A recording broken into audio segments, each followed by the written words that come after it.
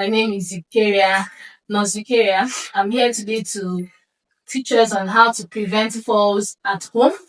Falls can happen to anyone, it can happen anywhere, but mostly it's common amongst the elderly, children, pregnant women, and sick patients.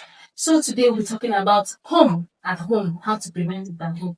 So falls can lead to injuries such as head injury, fractures.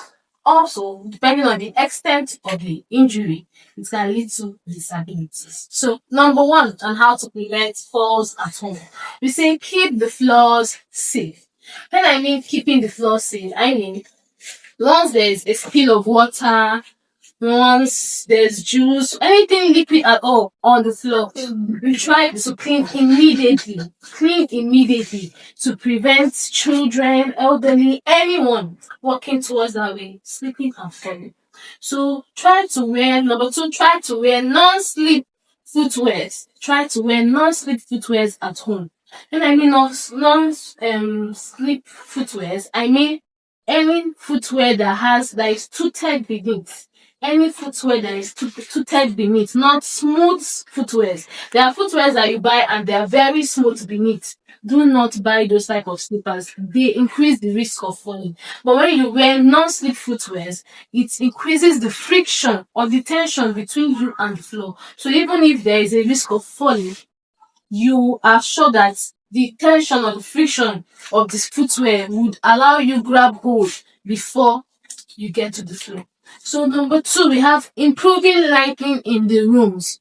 Improving lighting in the rooms, I mean, let there be enough lights in the room. Enough light in the room. And then by the bedside, let there be a torch or a lamp that you can immediately grab onto, put on before you stand up from the bed. And before standing up from the bed, try to sit down first. Sit down, get yourself, especially when you just woke up from sleep, sit down, get yourself before standing up to prevent dizziness. So number two, we're talking about making the staircase safer. Staircase very important. When I'm talking about making the staircase safer, I mean let there be enough lighting in the staircase and try to install handrails on both sides of the staircase. Let there be handrails on both sides of the staircase so that while walking on the staircase, you can hold on to the grab rails to gain balance while walking on the staircase. And then there are these sensitive lights that are now installed on staircases on both sides of the staircase. So that once you step onto one, the light on the next one or the light on the one you're stepping on comes on for you to enable you see properly the next staircase to step on. And also wear non-slip footwears while climbing the staircase. Then number three, wear proper footwears. I've mentioned it. It's very important at home for the elderly, pregnant, anybody. Wear proper footwears. So I also go over to taking care of your health. Very important. Taking care of your health. That is what we are trying to talk about. Everything we're talking about here. Taking care of your health.